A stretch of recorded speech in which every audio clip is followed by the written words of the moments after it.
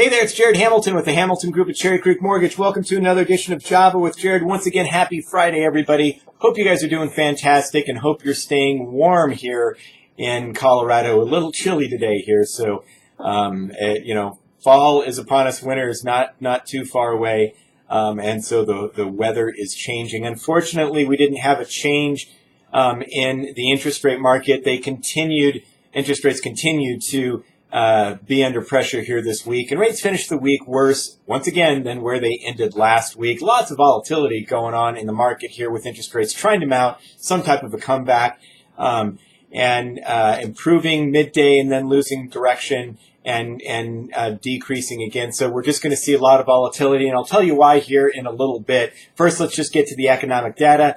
We did see durable goods come in stronger than expected, increasing 2.2%. Expectations were an increase of only 1%, so durable goods were a little bit stronger than expected. FHFA, the Federal Housing and Finance Authority, did show that the year-over-year numbers, and it measures appreciation on the conforming side, but year-over-year numbers jumped from 6.3% to 6.6%, so showing that just continued appreciation gains here, and we all know that the housing market is doing well.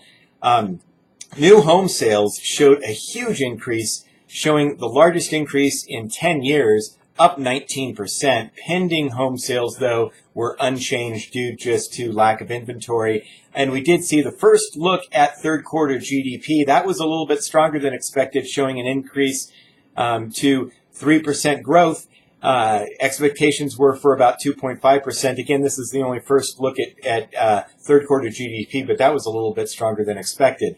Interest rates, though, are suffering just because of primarily three things. One, the stock market just continues to set new records. And so as long as stock market is doing well, interest rates are going to suffer. Plus, we have the announcements, last month from the Federal Reserve saying that they are going to be curbing the buying or repurchasing of mortgage-backed securities and treasuries, so trying to take some liquidity out of the market here in the United States.